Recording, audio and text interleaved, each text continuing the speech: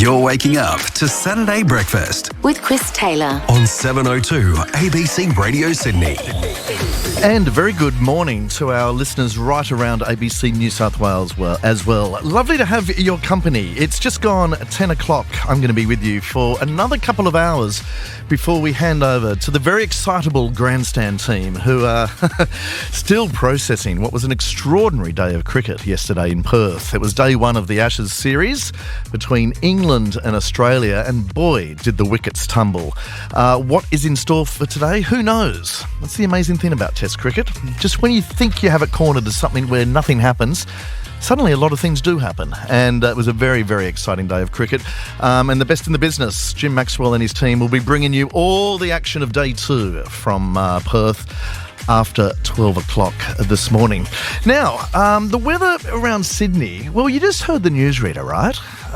There's been so much talk of possible severe thunderstorms or everything, and I'm looking out my window and I'm reading my text line that I have here on a screen in front of me. Everyone says, what storm? What rain? What are you talking about? And it's a good point. It's that old rule of journalism, isn't it? If you want to know the weather, don't Google it. Just put your head out the window. There's no rain where I'm broadcasting from in Western Sydney this morning. According to your text, there's certainly no storms anywhere in the inner city of Sydney. But please keep us posted. If you think you can feel the very first touch of a raindrop, let us know about it. The Bureau, who we trust, they're saying it's going to be a really wet day in Sydney, but the evidence so far doesn't support that. Now, for the next hour, we are in for a treat. I believe the regular host, Dominic Knight, has introduced, while Roy and HG take a well-deserved break, he's introduced something called the Saturday Session, where we get three of Sydney's most fascinating thinkers, and we gather them around a brunch round table to thresh out some of the issues of the week. And I'm very excited about this because we've got a wonderful lineup of guests. First up, Melanie Tate, playwright superstar. Can she do no wrong? A very good morning to you, Melanie Tate. Oh, good morning, Chris Taylor. What a lovely way to be introduced on a Saturday morning. The rise and rise of Melanie Tate on Sydney stages has been one of the great stories that I've followed. I mean, you probably don't want the description, the new Williamson, but in terms of prolificacy, you're doing pretty well. Do you know what? I'll take that, because you think about David Williamson, I feel like that is actually a huge compliment, Chris, because David Williamson is in our culture, isn't Absolutely. he? He's telling stories. He has been for 50 years.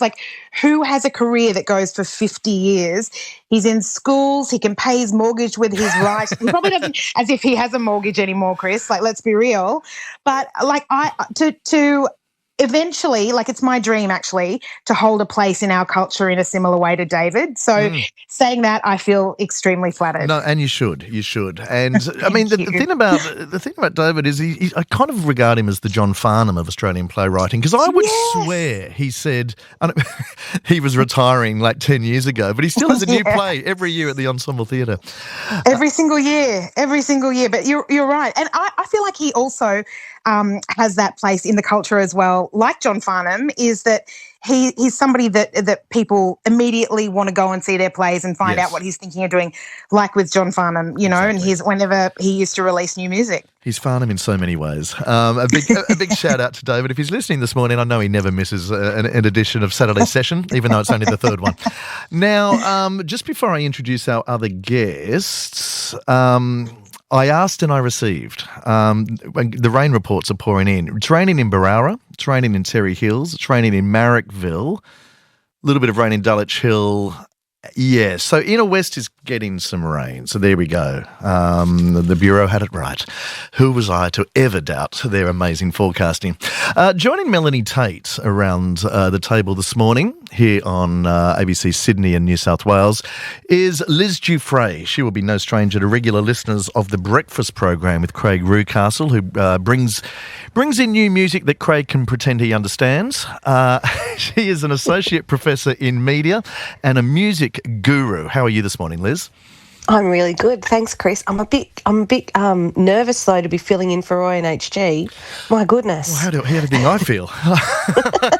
you're only a guest. I've had to do the whole show. I do like the comparisons to John Farnham already. I'm already feeling a little bit more in my element, so thank you very much. I've got the card table here watching the TV just to emulate them nicely, you know. If David Williamson's the Farnsey of the theatre, Liz Giuffre, who are you? Who's the Australian music guru that you model your life after? My musical hero is actually Molly Meldrum. Like, if you want to talk about music critics. Right. And when Molly goes to the big, gig in the sky, hopefully in 30 years' time, I'm going to need to be sedated for a couple of weeks. Molly really is my little northern star. He's fantastic. Isn't that interesting? Because, we all grew up with Molly, and I must admit I've been guilty of using Molly as a bit of a punchline at times. The mumbling and the hats, and when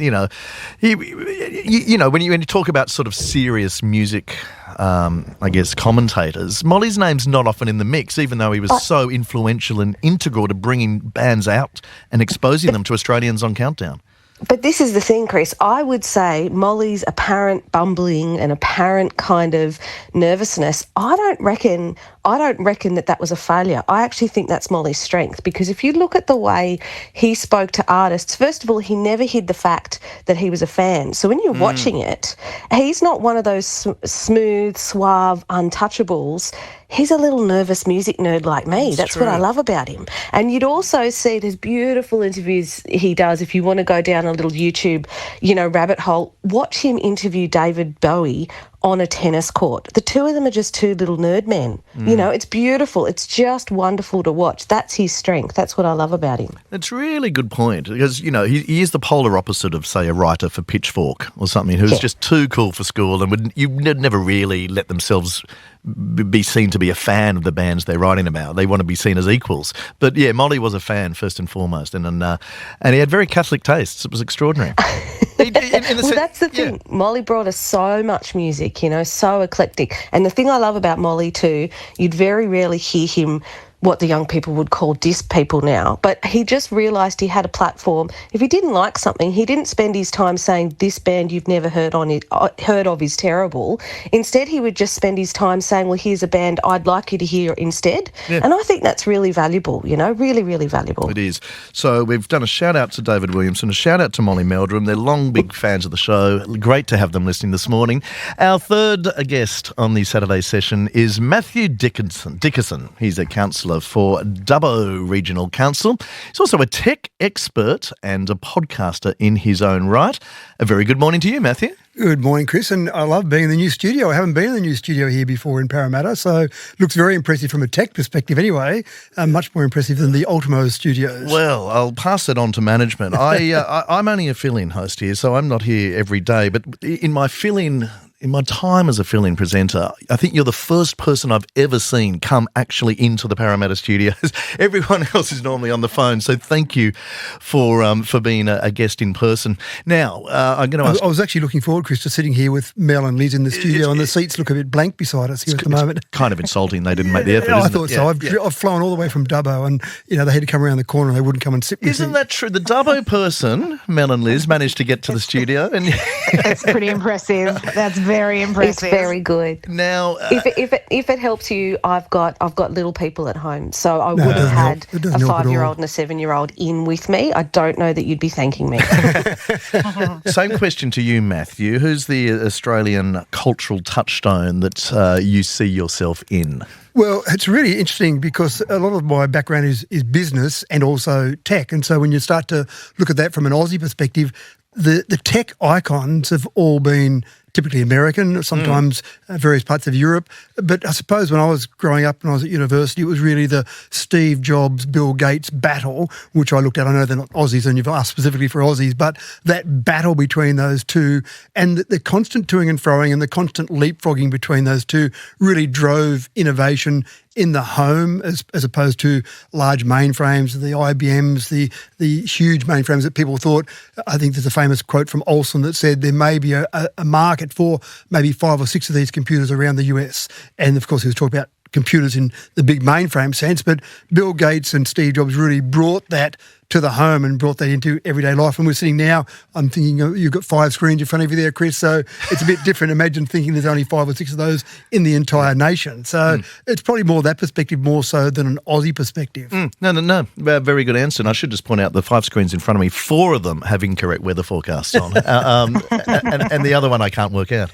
Now, it's 15 minutes past 10, otherwise known as a quarter past 10. We're going to have a lovely little chinwag over the next hour. The way the Saturday session works is just 3 very interesting people unpack some of the issues of the week. And let's start with tech, Matthew Dickinson. We were talking about this earlier on in the show, the upcoming social media ban for teenagers in Australia. It's very polarising legislation. We know the teens themselves are generally very against it. We also know a lot of them have already worked out their workarounds, so they're not too troubled by it because they're much smarter than any of us in working out how to maintain their social media presence, even if the government won't let them. Meta has started issuing, Meta is the company, of course, who owns Facebook and Instagram. They've already started issuing shutdown notices to teenage users to get their content off the platform. They're going to shut it down a week before the actual implementation date of December 10. So they're saying if you have an account with them and there's any valuable, precious family photos, party photos, something you made, a bit of artwork that is only stored on that social platform, to get it down and save it somewhere else because it will no longer exist after December 10. Matthew Dickinson, let's start with you. What's your read on this policy? I think it's a fantastic policy, and I'm not a psychologist, but when you read some of the information from psychs, it really talks about the damage, the potential harm for kids under 16. So let's take that as a given for the moment, and I'll talk more about the tech side of it. The real challenge here is you give any bit of tech to a teenager, and of course their first challenge, and they accept it quite happily, is to work out a way to try and get around that bit of technology. And parents are in a pretty tough situation in this scenario because the parents are usually coming to the kids to say, how do you get me onto Facebook? How do you get onto the Wi-Fi in the house or whatever it might be? So to say to the kids, no, you can't do that, well, in many cases the parents are going to be hoping the kids are doing the right thing because they're not really going to totally know or understand. So it's really down to the social media companies. So the responsibility the government's put on is not on the parents, not on the kids. $49.5 million is the potential fine for the social media companies. So the responsibility is on them, and they're taking it quite seriously. And Australia is leading the world in this. We are the first country across the world that's taken this blanket ban for kids under the age of 16. Some countries are toying with different parts of it. In the UK, for example, you can't get onto specifically adult content, but this is different. This is saying no social media. So the first thing is how, and that's the interesting question, because it's not a driver's license because kids under 16 don't have a driver's license. You don't necessarily have an ID at that age to say that you are or aren't of a certain age. So there's so much tech that's going into this. It'll be about what you click on, Chris, the sites that you go to, the way you move the mouse, the actual language you're using.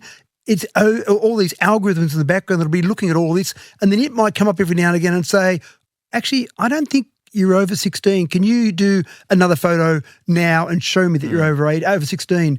Keep in mind that it's illegal for the social media apps to record you all the time. So your camera can't be on all the time recording everything you do. But they can record your data. So if you're entering date of births, if you're, I don't know, purchasing something on Temu or something, that's all getting sucked into these platforms. Yeah, that's exactly right. So all these different feeders. So for someone that thinks, right, I'll get around Meta, that'll be easy to do. I'll use my brother's ID to get in, or I'll get a friend who's over 16 to have their photo shown. It's everything they're doing on the platform. So there may be various times you have to prove that you are of a certain age. Now, there's a pretty big grey area. I think there'll be probably a 14 to maybe 19 or 20 bracket that'll be a grey where it'll get it wrong 15% of the time. There'll be kids out there who'll be 17 and 18 and they'll say, sorry, you don't appear to be 16 or over. Yeah. Oh, no, I am. I really am. I definitely am. Well, what we've seen so far is not proving that you are. So I think there'll be some little bits like that. And there'll also be kids that'll be 14, maybe even 13, who will appear to be adults, although they get past it, because every kid out there will want to get past it, because a kid without social media is a bit of an outcast at the moment. It's going to be a really tough challenge, but I think a good challenge, and I think it's good that the government has not said, it's a tough challenge, we'll run away from it. It's a tough challenge, let's lean into it and see how we can go it. I heard something really amusing that this sort of, videos doing the rounds on platforms while kids can still access them, encouraging them to do lots of searches for like Metamucil or superannuation or retirement so they appear to be much more mature than they are, almost like geriatric age. Yep. And they're all doing these searches in bulk to trick the companies into thinking they might not be teenagers. And one of the things I think, Chris, very briefly, that will happen is that kids will say, Mum or Dad, can I use your account, please? Because that'll be a way for them to be able to get on. But the algorithm will pick up, there's people who are doing things like that, looking for superannuation or various osteoporosis activities or whatever it might be. And then there'll be all of a sudden this activity that's very much a teenage activity. And so that will be actually a really big red flag to one of the platforms to say there are two distinct users of this. It's not just one user. Melanie Tate, what are your views? I mean, I think it's been very well documented what the catalyst for this legislation was, and that, of course, social media platforms have essentially profit at their heart rather than the mental well-being of their users. But we hear less, I would argue, in our media about the very positive role that some of these platforms play in the lives of teenagers, often marginalised kids who need to reach out, rural kids who don't have many people they can speak to face to face. What do you think of this policy, Melanie Tate? Well, I must confess, Chris, I don't have children, and so I'm a little bit out of the game on this, and Oh, I think we've lost Melanie Tate there. Oh, do we have you back? Right, can you hear me now? Well, you're back, yes, go ahead. Sorry about that. I'm not sure why. Sorry about that. It does worry me for those children that you mentioned who are living in marginalised communities or are living rurally and want to connect with like-minded people, for example. That's a worry. But by the sound of things, the studies that have been done, kids are going to be much better without it. Now, I've got a 9-year-old nephew, and it's his generation I'm quite interested in, actually, because I was talking to him about it the other day as to how he felt about it, and he just doesn't really care. He doesn't have any social media, and of course they're talking them through it all at school, but again, he said he doesn't really care. And I wondered if possible, I wonder whether his generation, like I was saying, he's 9, whether they simply won't. It'll be interesting to see what the ban does, whether they won't have social media, whether they'll be like us old school kind of kids before it who were out, playing in the park or watching videos or reading books and things like that, as opposed to being connected to a device all the time. What is this dystopian future you are painting for us, Melanie? Take kids reading books in the future. Look, yes, that is a possibility, I guess, and it'll be really interesting to track. I guess the alternative possibility is that Silicon Valley will get smart and just introduce alternative platforms that aren't on the ban list, and they, of course, they're being done as we are having this discussion. There'd be about 20 or 30 new platforms ready for the rollout, assuming kids don't have a VPN to even access their old favourite ones. Liz Giuffre, where do you stand?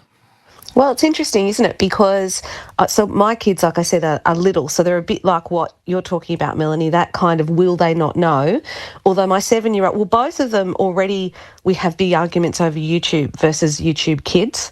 And so I'm the horrible parent as well as the media scholar who has been very, very strict on YouTube. My kids thought that YouTube was solar powered for a long time. They thought, because I just said it doesn't go on. They were getting up early and they were wanting to watch it first thing in the morning or late at night, before bed. I'm like, I'm really sorry, it doesn't work in the dark. Really sorry.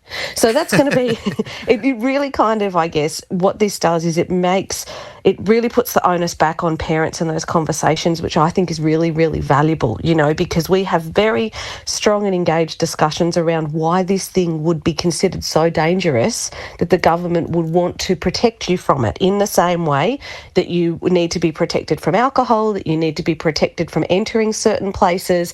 Why would it be considered so dangerous? And on the other side of things, I guess, when I see students who come to university, 18, 19, 20-year-olds, who've been connected as they are, I mean, trying to engage them is a constant battle against what's happening on their computers on social media. So as Melanie says, I think it's going to be interesting to see in the next few years what happens with those young people who've been allowed to disconnect. And I think that's a really important thing. Often, young people don't realise they're allowed to not be part of this. And what I like about this is giving them the opportunity actually to say, I'm not going to be that nerd or that daggy person that, isn't part of the group. Actually, I've got an external reason to say I'm not going to participate in this. And I think that's a really powerful thing that, young people as well as parents and their carers and the people that look after them, you don't have to be a parent, as Melanie shows, to still be really engaged and part of that conversation with young people to understand the power and the potential of social media. And also, let's face it, it is a dangerous place. I think it is something that young brains, are very, very vulnerable to. And I think it's really fantastic leadership to have this policy come in.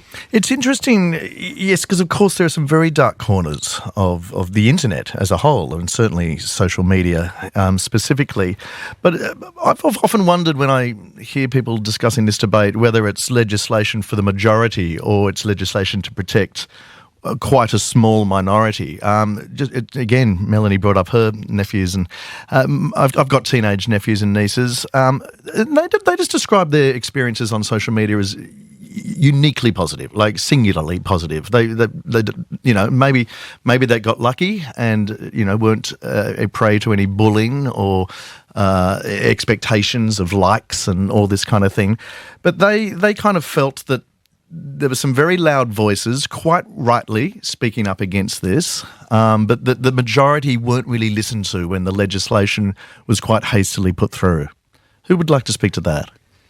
Well, just very briefly, Chris, I'll jump back on a bit that Liz said there because I thought it was interesting. One of the things I think that will guarantee that a teenager will do something is to say that you're not allowed to do it. So having that environment where you kind of have this acceptance that someone external, the government's telling me not to do it, well, that's been a red flag for every teenager over the years, hasn't it, to say that a government says I can't do something, therefore I'll do it. But if I'm a social media site, the biggest concern I have for my business is exactly what Mel and Liz said then, is my pipeline. My pipeline is not getting purchases at the age of 12 or 13. They haven't got the money to spend, but they're my pipeline. So in 10 years' time, when they've got jobs, they're earning money and they're looking at advertising on my site, because let's face it, I mean, Google, for example, they generate $250 billion a year out of advertising revenue. So I want that pipeline. If you cut it off, and the point that both Liz and Mel made, I think was absolutely spot on. If you take this generation out that aren't accessing that at a younger age, suddenly when they get to 18, 19, when they become students of Liz's, and then they're not on social media, these social media sites are saying, oh my gosh, my entire pipeline has been cut off. Now, cutting off Australia in their pipeline in the whole scheme of the world is not much, but the danger for these sites is the rest of the world follows Australia, and next thing you know, their entire pipeline for advertising revenue is out the door. So that's a real challenge for those as businesses. It's quite a radical idea, is it not? And I do wonder if we've lost sight of this a bit. It's a very radical idea for a government to restrict access of any section of society to information and to restrict voices in our media sphere. And I wonder though. Yes, no, go ahead. Oh, sorry, Chris. I was just going to say though, I mean, we're not saying that young people can't be on the internet at all. We're not saying that young people can't. What we're saying though, or what my understanding of this around social media is particular sites especially that are known to have vulnerabilities to them. You know, in the same way, if I use an alcohol ban as a comparison, this is the way I sort of think about it, is to say, well, we've got something that we know that can potentially harm people of a certain age at a certain type of, at a particular moment of developmental vulnerability, and do we have a responsibility to draw attention to that? Now, of course, in the same way, people might say, well, this band, people can get around pretty easily, and, you know, in the same way that you could just get a fake ID, or you could get a mate who looked older than you to go and buy something, or whatever. But I think it is important to demonstrate, and this isn't abstract. I mean, I do appreciate when you say that lots of people have very positive experiences, and absolutely there are very isolated young people in minorities who are going to lose lifelines. But on the other side, we have people who've literally lost their lives because of the way they've been treated online, because of not understanding, not just themselves, but I think the people around them, the adults around them, have not understood the potential danger. And I think what this does is really let that flare up and say to people, this is a place that we really need to approach with caution. Is part of the reason it rankles a little bit with some people, Melanie Tate, that it seems to be picking on young people?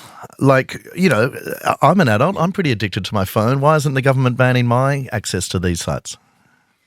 Yeah, well, I guess that I don't know, but I would imagine that the government thinks that you and I, Chris, can psychologically handle ourselves on social media. I was just going to say, this is the thing. I would love somebody to ban me from social media. I think my life would be infinitely better. But I would imagine that that's why, is because young people just don't have those psychological capabilities and that ability to be able to differentiate, or to be able to, they don't have the self-esteem built, they don't have the tools in the box to deal with the things that come along on social media. Social media can be a wonderful thing, I think, for adults as well. Like it's a way of staying in touch with people across, countries, across your whole life. Like I kind of feel like I'm a single person living in Sydney now, but I've lived all over the world and all over Australia in various jobs and the like, and I've been able to maintain friendships through social media. But also on the flip side of that, if you've got any sort of public profile, you can be trolled quite badly. You can be told, what a minuscule person you are any hour of the day if you like. And if you're somebody who doesn't have the resilience or I guess the psychological toolbox to deal with that, it can be really hard. Yeah, the other point that I think is worth making is that I think the analogy with alcohol it's not perfect, but it's not bad, and that the reason we let people over 18 drink and not people under 18 is because the teenage brain is actually still developing, and and so the impact of the darkness of social media is more severe on a teenage developing brain than it is on your brain, Mel, and my brain, such as it is. Why don't we move on? Because there's lots of other topics to cover on the Saturday session. I am chatting this morning on ABC Sydney and ABC New South Wales with Melanie Tate, the wonderful playwright, Liz Dufresne, who's a music guru and associate professor in media at UTS, and Matthew Dickerson, who's a counsellor with the Dubbo Regional Council. He's also a tech expert and podcaster. We've been talking a bit on the show this morning about AC/DC. Apparently they blew the roof off their gig last night in Sydney. A lot of people are very, very excited to have AC/DC back on stage. And I know on the Hamish McDonald Mornings program, they've been really leading the charge to have some sort of more formal commemoration of AC/DC. You go to Melbourne and there's, you can't move for statues of Shane Warne or cricketers and footballers. We're not as good at, memorialising our cultural superstars. Liz Dufresne, do you think we need an AC/DC statue? Yeah, absolutely. I think I know that there's been Burwood Council this week have really stepped up and have renamed AC/DC Square. Have you and Hamish been across this? No, I wasn't aware of that. I like this development though. Yeah, so because that's where the Young family were living, so they've renamed AC/DC Square. They had a little event there this week. There is a Bon Scott statue in Fremantle already. There is. Yeah. I think he was in prison at Fremantle Prison, wasn't he? No, well, I'm not sure actually if it's at the prison. I know that there was a Villawood connection when the Young family came over here too, though. Yes. No, yeah. It's interesting how every city of Australia seems to make a claim on AC/DC. Melbourne does have AC/DC Laneway, which as far as I know is solely based on the fact that they shot that famous Long Way to the Top music video in Melbourne. But yeah, there is the Perth connection. I do think, and someone might correct me on the text line, I do think Bon Scott did some time in Freo prison, and that's why Freo's got a statue of him. But we need the whole... The location they've suggested in Sydney is Victoria Park near Sydney Uni, because apparently that was a big location for live music once upon a time. They played there. But you could also pick, like their first ever gig was New Year's Eve 1973 at Checkers in Sydney and Goulburn Street. So you could go there. You could go King Street at the Albert Studios where they recorded all their early albums. You could do the Jersey Road Church in Paddington where they filmed Let There Be Rock. So you could have more than one. It'd be fantastic. Matthew, are you an AC/DC fan? Oh, how can you not be an AC/DC fan? I would be un-Australian, Chris, if I wasn't an AC/DC fan. So a couple of things I think are relevant here. Absolutely, Bon Scott did do some time in Freo as a teenager, actually, and I think that was the inspiration, and Liz would probably know this off the top of her head. I think Jailbreak came as a result of the time that he did in prison over in Freo. But what I really am a bit disgusted about here, Chris, is that Melbourne have got not only AC/DC Lane, but they've got a statue of Angus Young. Oh. And so how dare they? He's Sydney, well, he came from Scotland. What's the justification? Because Swanston Street, the long way to the top. One video is doing a lot of hard work. That's what I mean. I'm saying, how dare they go and take that off? They grew up, the Young brothers grew up in Ashfield. I mean, they came from Scotland, of course, but they grew up in Ashfield. And then one little video, and that's it. They've got a statue, they've got a street. So I don't know where you would do it in Sydney. Liz would probably have a better idea, she's already mentioned there. But what I would be confused about would be, how many members would you have? Because there's probably been 15 or 20 members of AC/DC over the years. They've just done Angus down in Melbourne, but gee, how big a statue would you need if you tried to include all the AC/DC?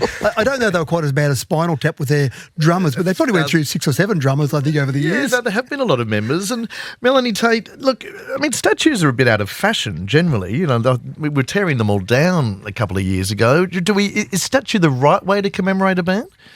Oh, well, I think there's never a bad way to commemorate a band, is there?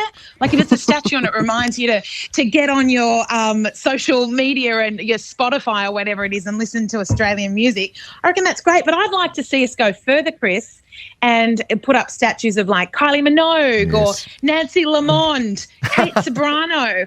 You know, I think we should have a street somewhere that's just got great statues. Like employ local artists to do really interesting things with them that make everybody crazy. You know, no one agrees on statues. Everyone's always angry about them. Have you noticed this? Like there's always somebody that's not happy about the direction it takes. So I feel like we could get a lot of national debate going about art and artists by really taking this and running with it. Do you know what I've always really liked and thought that New South Wales got right was the Writers' Walk at Circular Quay?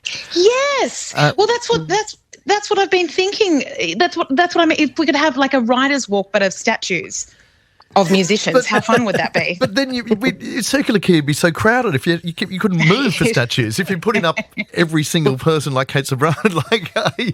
What I like about the Writers' Walk is it's just a plaque embedded in the footpath and it's just something to read and you get a bit more information. It's like the blue plaques of London and England, you know, where if someone famous was born there or lived there, you just get a bit of history when you go for a walk through the city.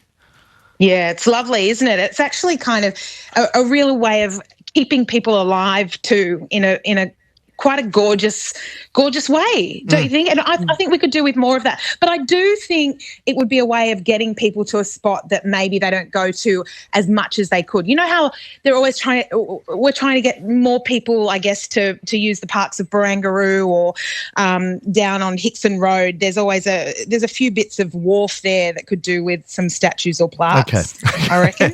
Okay. So don't forget, that sounds like what Burwood's doing. Yeah. Chris, putting my regional hat on, you've got Tamworth, of course, with their country country music where you've got lots of artists that are either statues. You've got Slim Dusty statue there, of course. There is a Slim Dusty statue? There is a Slim Dusty statue, yes, but you've also got names in the ground as well, the same sort of thing. But so regional leading Sydney once again, Chris, Yes. in a tribute, I suppose, to one particular area of artists and being country artists, but maybe some other regional place could grab the rock and roll, the AC/DCs, the Cold Chisels, the Midnight Oils. I mean, there's some great rock and roll bands. I mean, AC/DC have the second best-selling album of all time.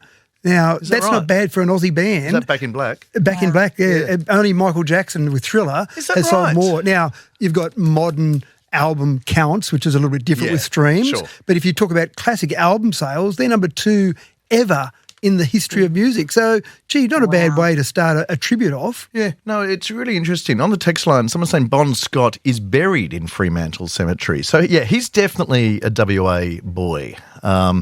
And, yeah, so look, we haven't had confirmation that he ever spent time in Fremantle Prison. I'm almost certain I remember hearing that. Yeah, But no, as a teenager, definitely. He did, He spent time okay. as a teenager, yeah. Maybe it was you that's telling me. On the Saturday session this morning, you're with me, Chris Taylor, filling in for Dom Knights. I'm talking with Melanie Tate, Liz Dufresne and Matthew Dickerson. And we've got another 20 minutes to canvass some of the issues of the week. Liz, we had the arias this week. I'm not sure what cultural import the arias sort of have in the world of Australian music these days, but it's still a nice knees up and a chance for the industry to acknowledge some of the best and brightest. My main takeaway from what I saw of the arias this week was the speech that Missy Higgins gave, accepting her award. And she said, women my age don't give a fig about being sexy. I'm not sure she used the word fig, but it was another word beginning with F possibly.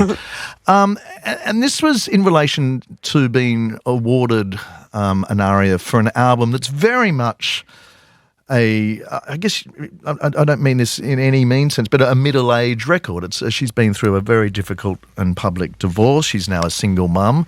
And someone who probably began her career writing, sunny love songs and is now writing songs about what it means to be a middle-aged single mum has really resonated, not just with the ARIA voters, but with so many listeners. And I'd be interested in Liz Dufresne's thoughts.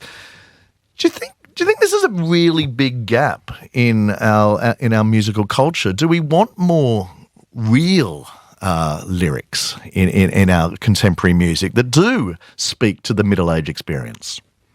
Yeah, look, I think, and I mean, to channel Molly again for a minute, I think the arias are really important because they do celebrate Australian music, and it's important that we do that. If we don't celebrate Australian music, then who's going to? You know what I mean? So I think it's really important that we give that the respect and really get into it as, Australian listeners and, the Australian public. It's interesting because, as you said, the second act, which Missy was calling the sequel to her classic album, The Sound of White, which is now 20 years old, if you want to carbon date yourself.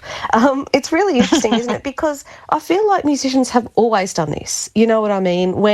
And there is a bit of a gendered thing going on, if you don't mind me putting it there, because, nobody really minded when, Dylan released albums about his experience as he grows older, or Paul McCartney or Bruce Springsteen, but when we've got women who we've seen grow up, literally we've grown up with as listeners sometimes, talking about how their lives have changed, I don't think it's that new. I mean, and it's happening internationally. You can think about Lily Allen's big success with West End Girl just recently, but it has been happening for a while. Even George Michael had an album that was literally called Older halfway through his career, you know what I mean? So I think that this stuff has been happening for a while, maybe not as obviously in the Australian music industry, and somebody like Missy, as I say, people like us grew up listening to her, as somebody who is around that age, I'd have to probably agree with her sentiment. Absolutely. Melanie Tate, do you find yourself favouring artists who speak to your personal real-time experience rather than just listening to Taylor Swift? Yeah, of course. I think it's a really important thing that she said, and it's an important thing that she is making music like this, Missy.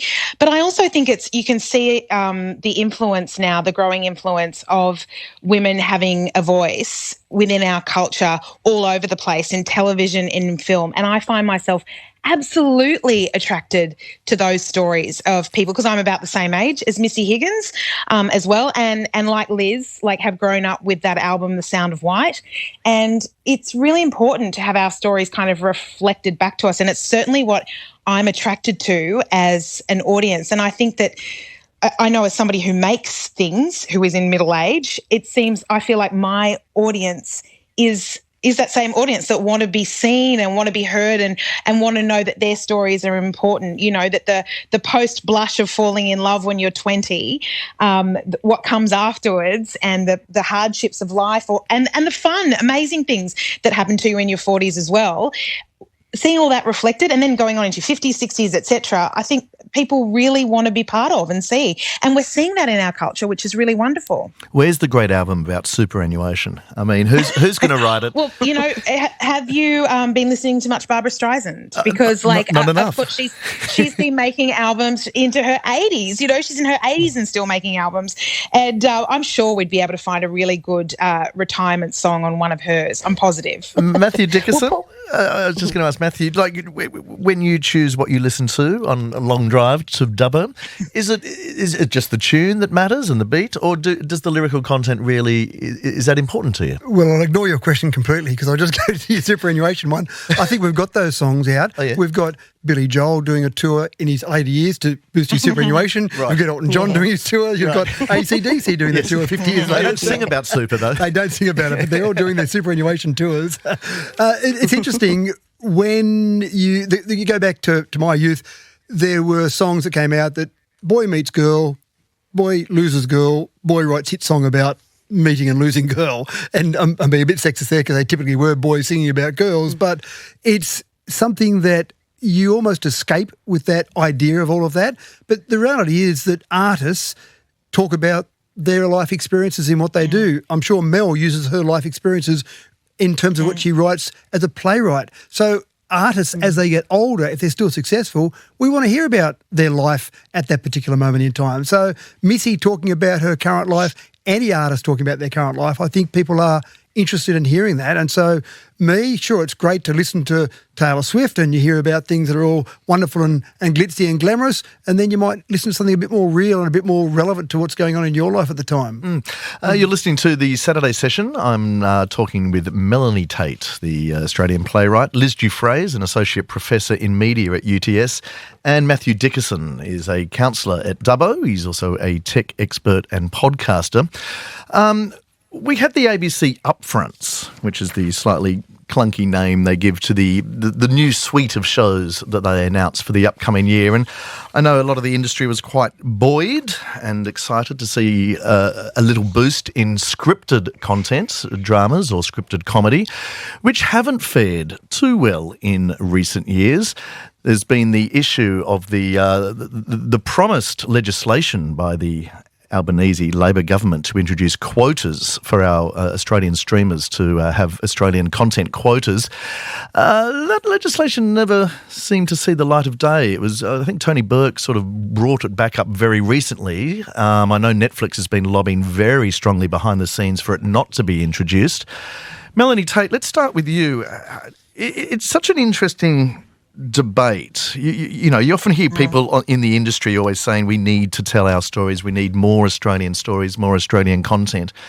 But the data doesn't show that that's what audiences want. I mean, now we could debate why that is, but when you know, we've all been at dinner parties and everyone's talking about Severance or Task or Slow Horses. It's very rare that they're talking about Australian drama.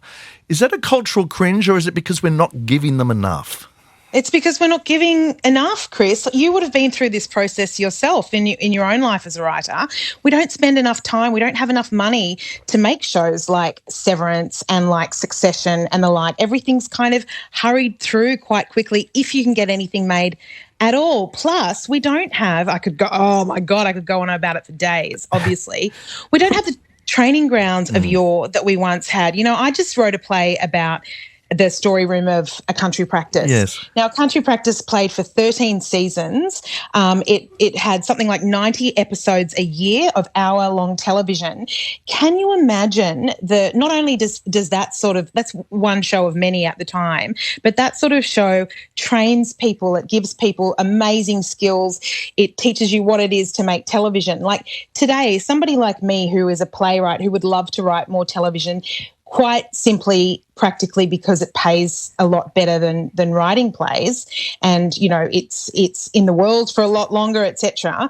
It's really difficult because I'm expected to go into a producer or a network and pitch a series that I'm then supposed to be able to make, but I don't have any experience having made something. So everything sort of becomes locked, and it's very difficult to get episodes on other people's television shows because they're all 6 to 8 episodes, etc. So it's really difficult for us to be able to make a series like like The White Lotus or something like that. It just takes a lot more than our industry has at the moment. We need more. I mean, it always comes down to money, doesn't it?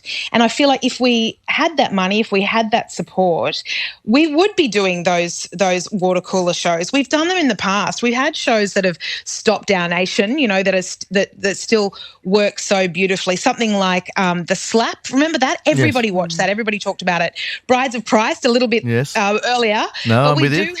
We've got a history of making incredible, all those Kennedy Miller miniseries of yore. We can make really, really good television. And I'm ashamed that, Colin from Accounts more recently, everybody has loved internationally as well. We can do it. We just need to resource it better and support creatives. Matthew, do you find it pretty extraordinary that 3 of our free-to-air networks now have all but given up on drama? So 7, 9 and 10, who were the home of the sort of shows Melanie was just talking about, whether it was A Country Practice or the Kennedy Miller, very successful commercial miniseries, they just don't do it anymore. They've removed the quotas, forcing them to do it, and they can make reality TV or factual TV more cheaply, so they do. Does that concern you? Oh, please spare me from more reality TV. I did watch the first season of Big Brother in 2001 and went, that was interesting. And that's a bit of a fad and that'll be it. But I was obviously completely wrong. And reality TV in so many ways now, and I literally cannot handle it. It's so cringeworthy, but my kids love it. Right. And I walk past the TV and I feel my IQ dropping as I just even watch it for a minute as I walk past the TV. I go, no, I can't stand this anymore.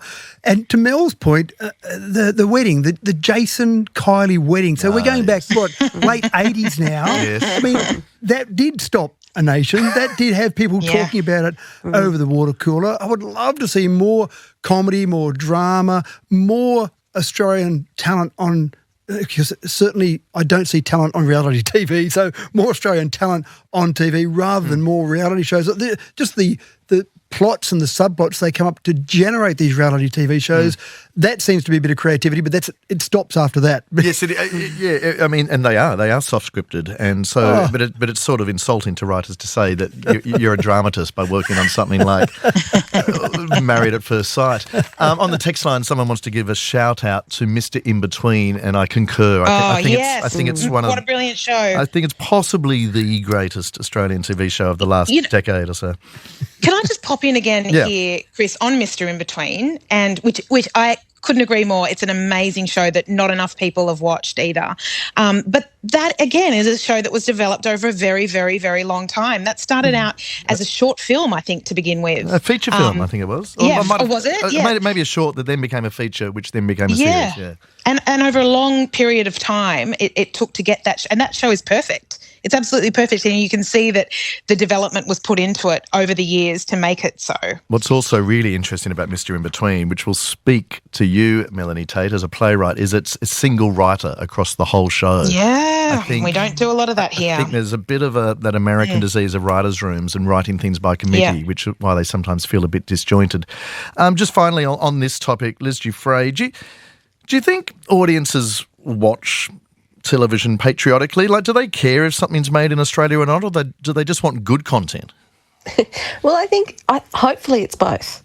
And I think sometimes, we're not good at even, again, if I think about when I teach my students and if I taught courses on Australian media and sort of would give a a context. A lot of people don't know, young people, because they're getting things from lots of different places, they kind of don't know and don't care where things come from. But it's important, particularly if they're training to be in the media or training to be in the arts, to understand then by knowing your own personal history, you can also then build on it. You know what I mean? So I think that we need to also do a good job of claiming things as ours. You know what I mean? You made the comment before about the arias, are they still relevant? I feel like we kind of do that a bit with the Logies too. We get a little bit kind of apologetic about them, and I think that we need to really own and promote and celebrate unapologetically the achievements that we've made. Melanie's absolutely right. We do so much with relatively so little and have done for a really long time. I think it's time that we really actively celebrate that stuff. You're with Chris Taylor this morning on ABC Radio Sydney and ABC New South Wales. We're doing the Saturday session with playwright Melanie Tate, Associate Professor in Media from UTS Liz Dufresne, and Dubbo Councillor Matthew Dickerson. We've got about 7 minutes left, team. Time for some recommendations, things that you'd like to recommend that people should be aware of in the state of New South Wales. Let's start with you, Matthew. Well, I was actually thinking more about things to do in terms of engage your mind rather than physical activities, because if I say physical activities, I'm just going to say come to Dubbo. So that's a pretty easy one. so that's a given. Okay, we'll put that to the side. Poetry. There's not enough poetry explored. And when we're talking about some of the things in the arts, and I go back over 100 years when we had Banjo Patterson and Henry Lawson, and those two were almost battling it out. And there's this great couple of poems. If you want to go and explore some poetry, The Man from Ironbark by Banjo Patterson is, in my opinion, his greatest and a very clever poem. And when I write some poetry, I get my thesaurus out and look for words to kind of look for some rhyming words. But he didn't probably have a thesaurus or a rhyme zone on his computer. So you just think how clever he was. But that poem was so successful that Henry, who wanted to be the premier poet in the nation, wrote a response poem called The Man from Waterloo. Not many people know about that poem, but it gives you the idea of this battle. And the actual title of that poem is The Man from Waterloo with Kind Regards to Banjo. So he makes no So it's secret. quite a rivalry. It's like rap music today where they're all in competition with each other. Well, I actually think the rivalry was in one direction. Banjo was the better poet, in my opinion, and Henry didn't like the fact that Banjo was better than him. So I think the rivalry was very much Henry against Banjo, and Banjo just did his thing, and Henry, you can do whatever you feel like. But go and do some more poetry. Read some more poetry. Look up some poetry. It's very clever. And some people say poetry's for nerds, but then songs are poems put to music. Go back one step, take the music away. So go and read some poetry this weekend. Find some great poetry out there. Who would you recommend? Well, I can't go past Banjo. Without a doubt. He's very clever. We lost a poet this week, Robert Gray. I don't know if you know the Australian poet Robert Gray. I had to study him at school. That's how I know the name. He's not super famous, but yes, well, condolences to the Gray family since we're talking about poetry. Liz Dufresne, your recommendation? Well, I have to admit, I'm going to be sitting inside too, like Matthew just said. And by the way, it's just started raining in Kingsford. If we're still following where the rain is going. We are. I really want to, we're still in Oz Music Month, and the thing that I'm really loving doing is Ozifying your algorithms. So this is a campaign that Music Australia has run, and if you just go to ozify.com.au, you can literally go in and find new Australian music. You can pick by vibe, which is what the young people used to call genre back in my day, but you can just literally go and find stuff that you didn't know existed, have a listen, have a preview, and find something brand new that's Australian. Excellent. Excellent tip. Melanie Tate, what's your recommendation for our listeners? Oh, well, I've actually got one for your ears as well. I've spent the last couple of weeks really into audiobook lands as I try and walk the dogs for as long as possible to get the old steps up. And just recently this week I listened to the Mushroom Tapes by Helen Garner, Chloe Hooper and Sarah Krasnostein, and my dogs have never been so well walked. It was just so interesting. It was so interesting. But the other one that's very sort of current as well that I couldn't stop walking to was Entitled by Andrew Lowney, which is the book that's about Prince Andrew the former Prince Andrew and Sarah Ferguson. Really interesting. But can I just say as well before we go, I'd like to thank Matt for reminding me of Banjo Patterson. My uncle used to give us $1 for every verse of Banjo Patterson we'd learn. And so, I mean, it's a shame we don't have more time. I could treat you to Clancy of the Overflow. Oh, give us a little bit. Give us a little bit. I had written him a letter which I had, for want of better knowledge, sent to where I met him down the Lachlan years ago. He was shearing when I knew him, so I sent the letter to him, just on spec, addressed as follows: Clancy of the Overflow. And a letter came directed with a writing unexpected. Now, this is where my $1, I only got $1.50, I think. The same was written with a thumbnail dipped in tar. Yeah, that's it. Was his shearing mate who wrote it? Mate who wrote it, and verbatim, I shall quote it. Clancy's gone to Queensland shearing, and we don't know where he are. Yeah. Can you go from there, Matt? In my wild erotic fancy, I actually do. Visions come to me of Clancy. I love it. I would love to quote the entire Banjo Patterson, but there's this small matter of the news that always intrusively gets in the way of a poetry jam. Do you know, I got married in Orange, which is where Banjo Patterson was from, and as part of the ceremony, as a little nod, we had some Banjo Patterson in the ceremony, and it's amazing how many people do remember those words that you just said. Like we probably had to learn them at school or something, and the rhyming scheme's quite complex. It's not. This is not Pam Ayres stuff. The rhyming's actually really quite sophisticated for the time. Yeah. He doesn't get his flowers these days at all, does he? No, but we're giving him flowers today on this slightly rainy Sydney morning. It's been such a treat. It's been a really interesting discussion. I hope you've all enjoyed it. I'm certainly very touched and grateful that you all made time to join me on the Saturday session this morning. So thank you, Melanie Tate. Thank you, Chris. Thank you, Liz Dufresne. Thanks, Chris. And thank you, Matthew Dickerson, especially brownie points for you for coming into the studio. The first person to ever do so since the ABC erected studios in Parramatta. Thanks, Chris. Well, have a great weekend, all of you. We're coming up to the 11 o'clock news. After 11 o'clock, Melanie Tate obviously has written many, many plays for the Ensemble Theatre. We're going to be talking about their new play. It's the murder mystery called Dial M for Murder. I'm sure you may have seen the Hitchcock film. It was a play originally, and they're remounting a new adaptation of it at the Ensemble Theatre. I'll be chatting with its lead actor, Anna Sampson, after the 11 o'clock news.